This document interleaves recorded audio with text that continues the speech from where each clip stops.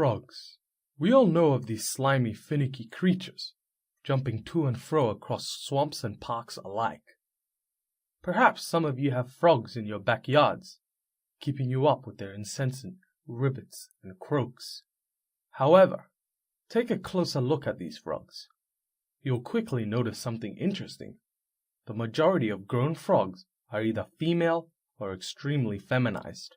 Conspiracists argue this is no coincidence. Instead, it's argued that this is a covert government plan to normalize gender experimentalisation.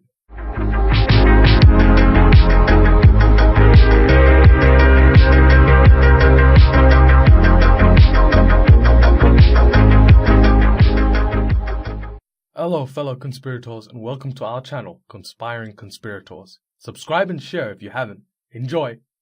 Atrazine is a worldwide used weed killer, a herbicide used on weeds in crops such as sorghum, maize, and sugarcane. It is one of the most widely used herbicides in US and Australian agriculture. In 2010, a study was taken up by the University of California, Berkely Biologists. It was found that atrazine caused 75% of the frogs in the study castration. That is to say, they can never reproduce again. What was even more surprising was that 1 in 10 of the frogs completely changed sex. The disrupting nature of atrazine has even been seen in humans, causing it to be banned in some nations. It's not just the commonly used herbicide of atrazine that could cause hormonal side effects. Researchers from the University of Florida studied one of the most aggressive amphibian species, the cane toad. They reported in the Journal of the Environmental Health Perspectives, 40% of the males examined from a heavily farmed part of the state became hermaphrodites. That is to say, they became a mixture of male and female. Another 20% underwent some feminization. It seemed that the species living near human settlements were more impacted than those that weren't. Conspiracists point to these occurrences as proof of a hidden government plan to skew frog populations to the female side. Conspiracists then argue this is a prelude to the further normalization of the feminization of the male population. The main argument against this conspiracy theory is centered around stating that there is no intentional use of the system. The frogs in this system were not changing sexuality in our sense, but actually morphing into females. Furthermore, if animals were to alter their sexuality, it has no real effect on societal mechanics. For example, animals have been killed for centuries for food. It doesn't follow that we would begin murdering humans also for food. Another key argument against the conspiracy is that the governments who have been alerted of the negative effects of hormonal altering chemicals have taken adequate steps to counter them. For instance, the widespread usage of Astrazine in Europe was noted by European scientists. The European Union banned 2 agricultural weed killers linked to infertility, reproductive problems, and fetal development. This was the first time ever an EU ban on endocrine-disrupting pesticides was undertaken. The mainstream argument thus uses this as an evidence against an international plan to normalize the impacts of such chemicals.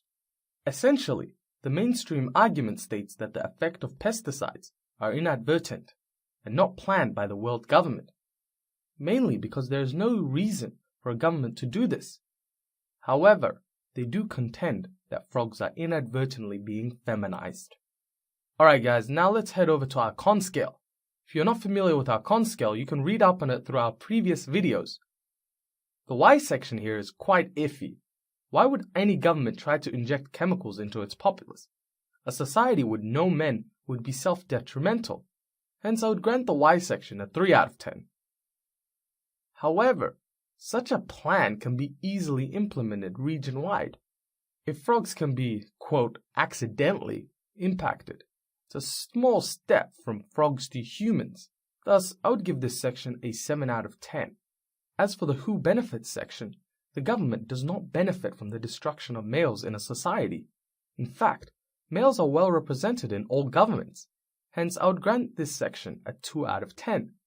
Unlike most conspiracy theories, this section has a considerable amount of scientific backup through numerous studies, whether this be in terms of pesticide impacts on frogs or farmland studies.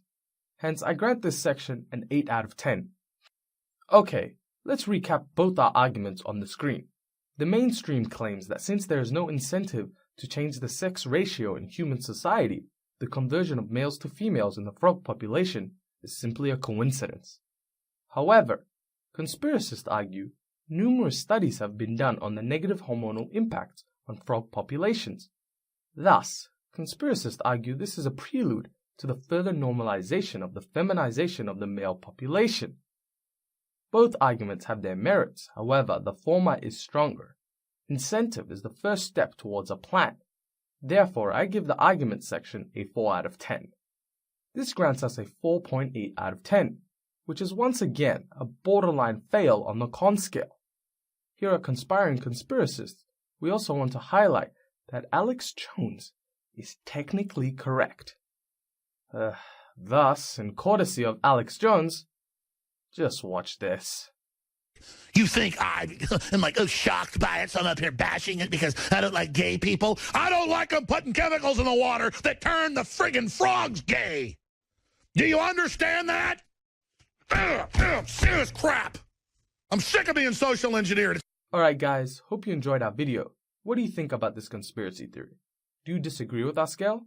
Discuss this in our comment section. If you like this, sub and share.